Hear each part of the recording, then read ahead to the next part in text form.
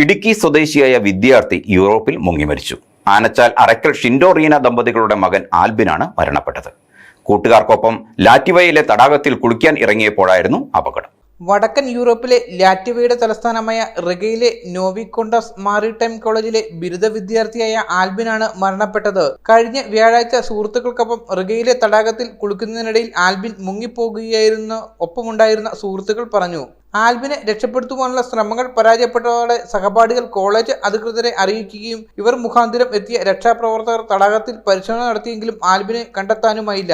ആൽബിനായുള്ള തിരച്ചിൽ ഊർജിതമാക്കാൻ സർക്കാർ സംവിധാനങ്ങൾ ഇടപെടണമെന്നാണ് കുടുംബത്തിന്റെ ആവശ്യം.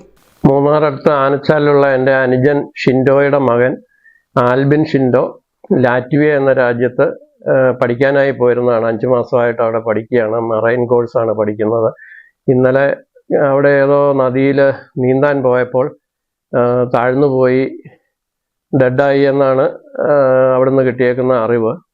ഇതുവരെയും തെരച്ചിൽ നടത്തിയിട്ട് ആളെ തിരിച്ചു കിട്ടിയിട്ടില്ല.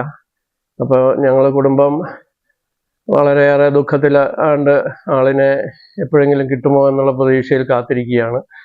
ഈ കാര്യത്തിൽ നമ്മുടെ ഗവൺമെൻറ് അധികാരികൾ ഒന്ന് ശ്രദ്ധ ചെലുത്തി ഞങ്ങൾക്ക് വേണ്ട സങ്കട നിവൃത്തി വരുത്തി തരണമെന്ന് അപേക്ഷിക്കുന്നു. അതേസമയം ഇന്നലെ നടത്തിയ പരിശോധനയും ആൽബിനെ കണ്ടെത്താൻ കഴിഞ്ഞില്ല.